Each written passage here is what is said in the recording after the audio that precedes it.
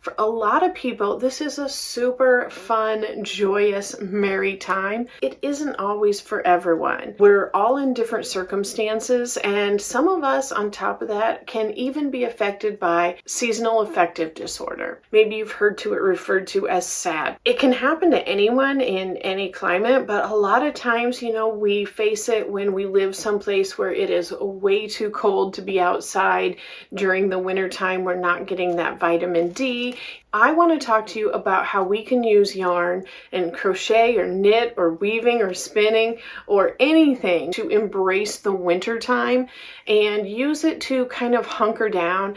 And instead of hating this time or wishing it to pass quickly, I think it's perfect for crocheters or knitters or fiber artists because we don't need to feel like we should be outside doing something fun when all we want to do is sit and crochet. It's the perfect time for that. So number one, the first thing is I want you to realize that this is a great opportunity to hunker down and enjoy some of the slower pace activities that we can really get into this time of year. I know I am really, really looking forward to putting on some comfy jammies when I get home from work, and we'll have the fire going and just sitting there with my yarn and either crocheting or spinning and just really enjoying the evening and the warmth from the fire, which kind of brings me to the next point, that this is a fabulous time for you to work on those larger projects you may have been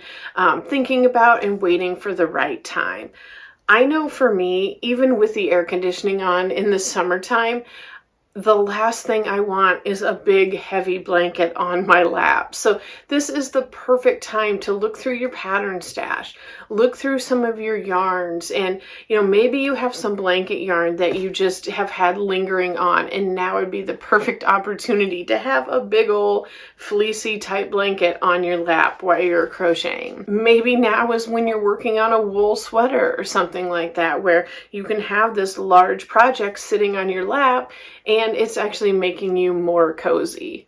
One time, I wish I could remember who it was on Instagram, but I, had posted something about, doing this blanket, and it was on my lap and it was cozy, and she was like something about taking it for a test drive.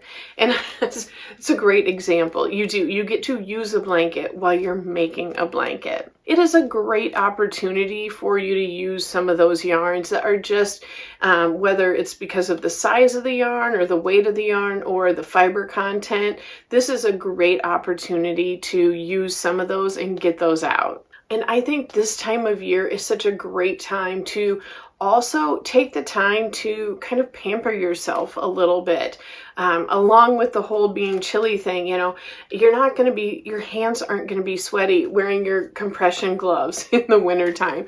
It's a great time to really help take care of your hands while you're doing that. I don't have one currently, but I used to have one of those paraffin dips that you put your hands in, and how good would that feel in the wintertime and be so therapeutic and, really help us keep crocheting. Even just a super hot bath to relax the muscles is also a great way. And these are just really nice treatments that you can take for yourself, help you and help your hands stay healthy. Since it does get dark so early this time of year, I would encourage you to look at additional lighting. And I think this time of year is so great for that.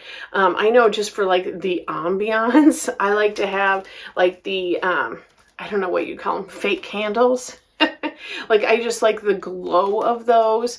I don't know how well they'd really help on being able to see the crochet, but I do also have a neck light. I also have some lighted crochet hooks, and now is the perfect time to bust those out. I really haven't had to use them yet this year, and it really is a good time. I'll have a link down low to my Amazon storefront that has some of those products in it if you want to check those out. Don't worry if you don't. But yeah, look at additional lighting. And maybe this is something too where if you celebrate Christmas and you have a tree up and, it's a great time to have like those extra twinkly lights or, just extra lights. Maybe you can kind of rearrange things so your crocheting chair is over by your Christmas tree and you can sit there, and if it's a real tree, smell it. And if not, you still have all the lights coming off of it, and just really take advantage of the ambiance of it. Now, I'm not gonna lie, it's definitely easier to feel like we're embracing the winter in this time frame from like Thanksgiving to New Year's. It tends to be more fun activities, and then January hits, and where I live in the Midwest, it is so cold in like January and February, and it kind of takes the fun out of winter. I'm not gonna lie. That is the point in time where a lot of times I do start getting a little bit grouchier. I am not as apt to go anywhere. So, where earlier in the year it wouldn't be a big deal about thinking about, running in and out of stores, maybe going to check out the Joann's or the Michael's or the Hobby Lobby or whatever. And, you kind of think twice about it when it's 20 below zero. And not only with the temperature, but also when it comes to like safe or dangerous driving conditions. If it's somewhat crappy out, if it's kind of slick, I'm not gonna go out of my way. I'm gonna tend to stay home. And it's easy to talk yourself out of doing these things when you have winter driving conditions. So what I am going to do, and what I would encourage you to do, is use this winter time to network and reach out to other people, whether it is on Instagram or in Facebook groups or here on YouTube, and take advantage of this time and get to know some of the other fiber artists on here.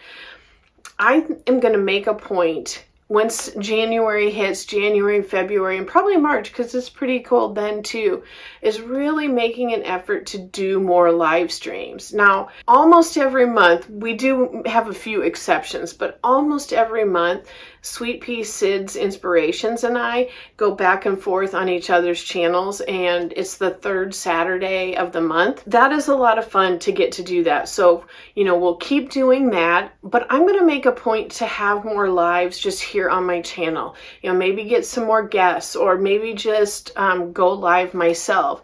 I kind of thought about just like grabbing all of my like scrubby type yarn and sitting down and just like crocheting until I run out of yarn, while I'm live streaming. And if you have a project you want to work on, you can do that too. Let me know if that's something you'd be up for. But my thought is it's just a great way to be able to reach out to people while still being in our respective homes and not having to venture out in dangerous weather or anything like that, but still be part of a community. Because for me anyway, I think that is definitely something that does bring me down a lot in the winter, especially coming off of those other holidays where I am around people. And then it's easy for me to, think back to when I was a kid and we had like these giant like Christmas Eves at my grandparents' house, and cousins were there and aunts and uncles were there, and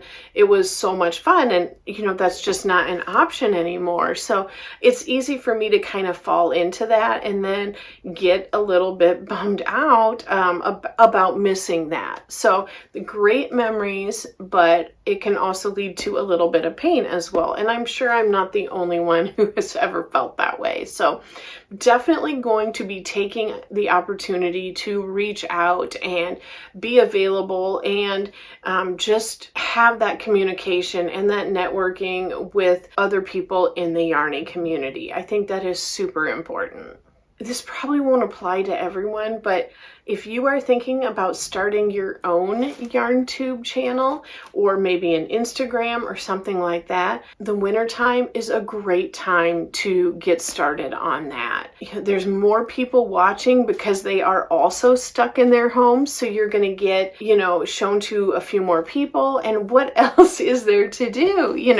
If you're not outside in the snow and the cold, it is a great time, if you're kind of trapped in your house already, to put some of that energy into doing another creative yarn inspired activity that is just a little bit different than just like straight up crochet or knit. I mean, that is fun, but I can rarely do that for like 8 hours. Like, that is a very special opportunity if I've crocheted for that long. And I have to mix it up quite a bit, but I still am like yarn obsessed and want to involve yarn in everything. But it's just something where this is another great outlet for me. And if you are kind of interested in what a cozy night of yarn and crochet looks like for me, I am going to be doing a collab with some of my other YarnTube friends and channel members, and we're going to be putting out a video and then a playlist of their videos on the Friday after Thanksgiving, that evening, just showing you what a cozy night of crochet looks like to me. And it'll be different for everyone participating because, you know, a cozy night looks different for all of us. Maybe that's something that can inspire you as well. If you're feeling like a little confused or aren't really sure how you can embrace wintertime by using crochet or knit or any other fiber art. I am looking forward to talking yarn again with you soon. Bye!